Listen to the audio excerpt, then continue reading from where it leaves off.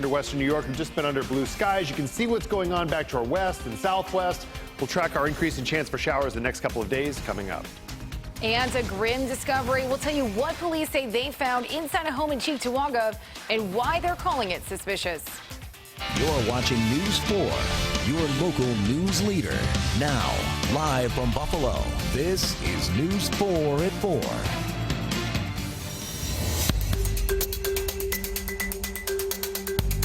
I want to just find my mom. Somebody needs to tell me where she is. I want to know if she's dead or alive or if she's still in Walmart. My cousins did not deserve to lose their life. They had children, hardworking people. All they was doing was enjoying the night on the town, and they're dead. Everything that happened was just terrible. In your top 4 at 4, at least 31 people are dead after 2 mass shootings in El Paso, Texas, and Dayton, Ohio over the weekend. Police say the 21-year-old suspect in the Texas shooting is charged with capital murder. Hilary Lane joins us live from Texas right now with the very latest. Hilary, good afternoon.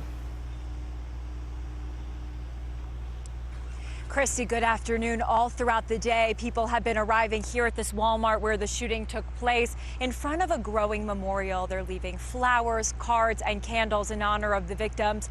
But so many people have stopped to tell us that they do not want this violence to define this community.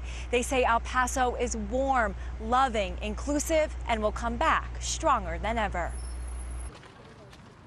Residents of El Paso placed white crosses outside the Walmart, each one honoring those who lost their lives in Saturday's mass shooting. All of these are going to be written all over with messages, and I intend to give these to the families. 21-year-old suspected gunman Patrick Crucius allegedly posted a racist anti-immigrant manifesto on a message board called 8chan just before the shooting rampage. They were being taken out in the carts. It was like back to back to back. The death toll increased Monday after another victim died at the hospital. The patient had major intra-abdominal injuries affecting the liver, the kidney, and the intestines. Authorities say the shooter drove 10 hours to get to this Walmart here in El Paso. The city is 80% Latino, and it's at the center of a national debate on immigration. Through 6 degrees, maybe 3 degrees of separation, everybody knew someone who died here. The suspected shooter's family expressed remorse through a family spokesman. We are devastated by the events of El Paso and pray for the victims of this tragedy. Crucius has been charged with capital murder. The Justice Department is also considering whether to bring hate crime charges against him. And there are so many stories of heroism coming out of this shooting. A mother laid in front of her infant to protect her baby from the shooter. Then the father laid in front of both of them. Both the mom and dad were killed, but the baby survived. Prosecutors say they will pursue the death penalty in this case. Live in El Paso, Hilary Lane. Christy, over to you. All right, Hilary, thank you. Well, in Dayton, Ohio, 9 people were killed and at least 27 others were hurt when a man started shooting at a bar. Investigators identified Connor Betts as the shooter. Police say Betts was carrying an AR-15 style rifle, and police responded to the scene in less than a minute and confronted Betts outside the bar. 6 officers started shooting and killed him. Police are still piecing together the minutes leading up to that deadly shooting, and they're also still working to find a motive. Police had not stopped him, and he made it into that establishment where hundreds of people were dancing and enjoying. Yeah, we would have had hundreds of people die. The victims range from the age of 22 to 57, and the youngest was the shooter's sister. We spoke with Mayor Byron Brown this morning about these senseless tragedies. I know the mayors of El Paso, Texas, and Dayton, Ohio, certainly have reached out to them. It's a very painful, horrific situation for the people of those communities who have lost many innocent lives. Many people have been injured, and just wanted to let those communities know that the people of Buffalo are praying for them, that we're concerned about them. But more than that, we need to do more now as a nation to really put sensible gun laws in place that will prevent these kinds of events from occurring. Well, News 4 will continue to follow the latest developments on these shootings throughout our broadcast and online at WIVB.com.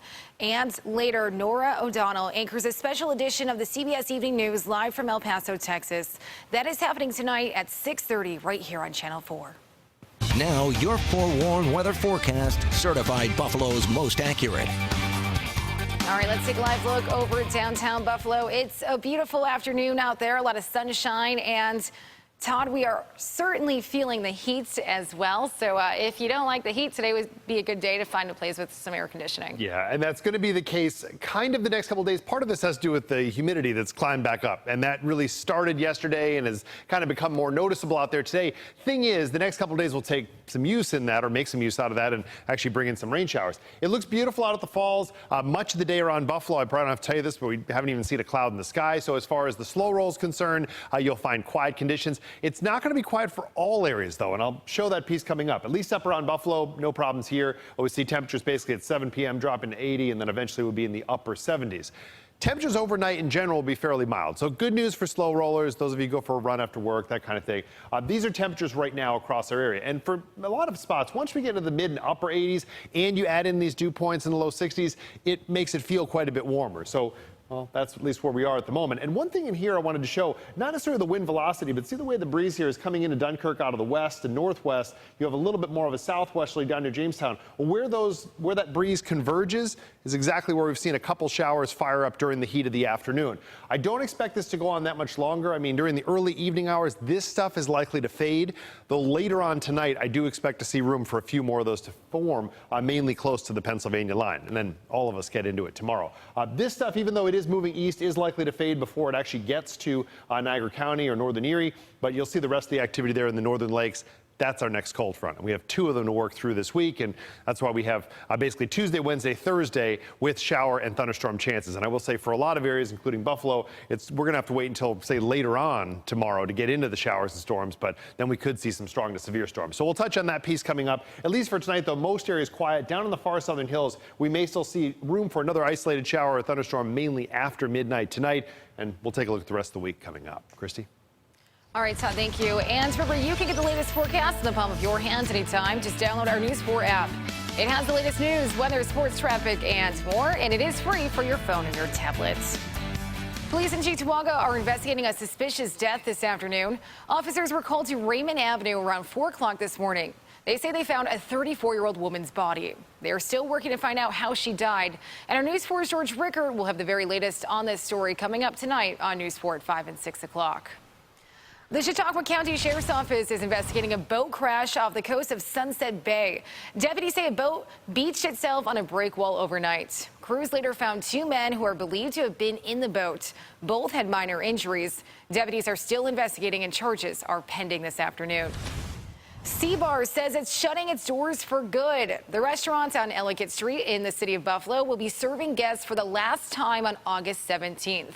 Anyone with a gift card is encouraged to use it by then. The restaurant released a statement on its Facebook page saying in part, quote, "Thank you to the many friends we have met, and thank you to making our C-Bar part of your memories and lives here in Buffalo." Coming up next on News 4 at 4, an unforgettable experience. The person making sports camp possible for many kids who have never been before. Plus, an historic trip across the English Channel will show you the high-tech way a man made it from France to Britain.